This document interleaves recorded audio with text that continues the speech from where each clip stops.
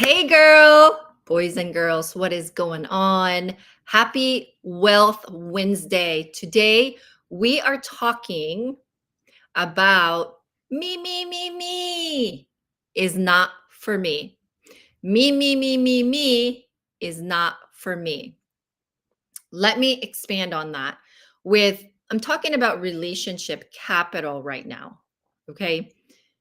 Many times, because I have this large annual event, frequented by about 110 or more women every single year, year in and year out, I get a lot of people coming to me asking me to speak at my event. And if I'm looking for speakers at my event, okay?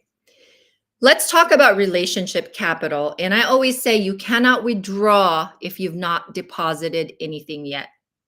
You cannot, let me repeat, girl, you cannot withdraw what you haven't deposited.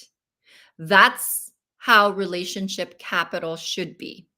Because otherwise, since I have a really robust background in banking, if you know, you know, when you have a bank account and you're spending more money than you have in your bank account, you haven't deposited, that means you're going to get overdrawn.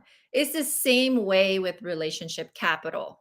Relationship capital is you must learn how to deposit before you withdraw.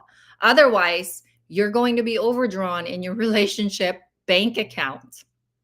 Okay, let me give you an example. I was in a networking one day and I talked about Friendsgiving Live. I talked about the profile of the event. I talk about why I do Friendsgiving Live. And by the way, Kareen Mills here. I grew up watching my mom struggle as an entrepreneur, so I made it my life's mission to help women and entrepreneurs just like her. If you're new here, welcome, girl. I spent I was a former bank VP. I thought that was going to solve the problem of me helping these women and entrepreneurs, except I only discovered more of the same story multiplied over and over and over again. As a former bank VP, I now use my insider knowledge to help women and entrepreneurs build bankable businesses, build wealth through their businesses, and then make a difference by giving it powerfully. And that's who I am. And there's a lot of things that I do based on who I am. Okay, going back to relationship capital. I was once in this networking event and I was talking about Friendsgiving Live.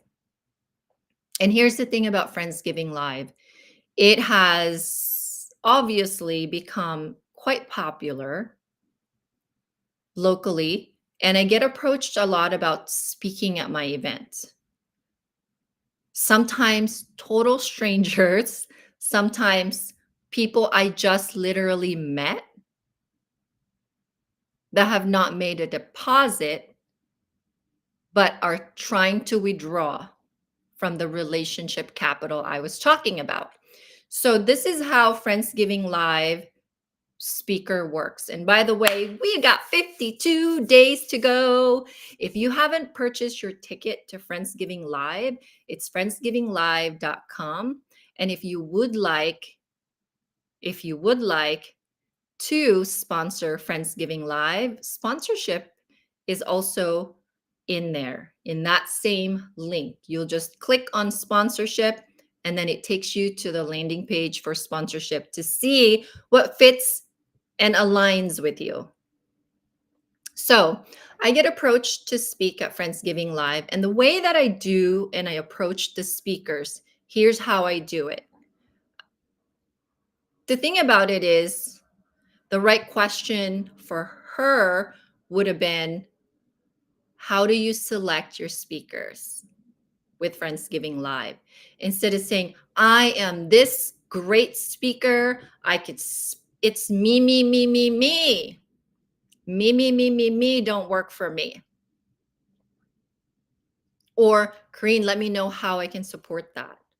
I would love to attend it. How can I show up for you? That's how I network. Let me know how I can support your business. That's how networking should be. It's all about giving, networking. Throw a net, a big net, and then work it, girl. Work it. Networking. Okay, so here's how I do Friendsgiving live speakers. You have to be present in order to be selected. I used to ask people in a giving way to speak on their stages. And I'm okay if you don't give me the opportunity because I know I'm going to get there. I know what I want and I know the how will show up one day. And so when this showed up for me, I realized that, oh my gosh, this is actually creating my own stage. And because of my lived experience, I don't just want experienced speakers for Friendsgiving Live because this event is very different. It's not like your rah-rah event out there. It's not like your business summit event. It is a giving event. It's a very calm and peaceful and giving event. And so, who I want to speak, I want to give back to my attendees and give them an opportunity to have a voice inside Friendsgiving Live. And so, when you enter at the registration for Friendsgiving Live, you actually drop your name in a bowl if you are interested in speaking. And then I will pull your name live in front of everybody that you are going to be speaking for the next year to come. And when I pull the name, that gives you about a year to actually start practicing your talk.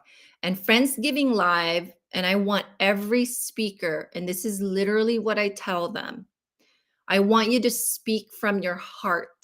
See that heart right there? That's my mom's heart. I want you to speak from the heart by choosing a pillar. Friendsgiving Live has 4 pillars: resilience, forgiveness, strength, and celebration. We all go through, girl, we all go through 4. I feel like in my life, I've gone through 4 different stages in my life. Resilience through adversity, forgiveness by forgiving those people that I feel like have hurt me, especially forgiving myself as well. Strength. Once you overcome that and you forgive someone that's hurt you, you go to strength building.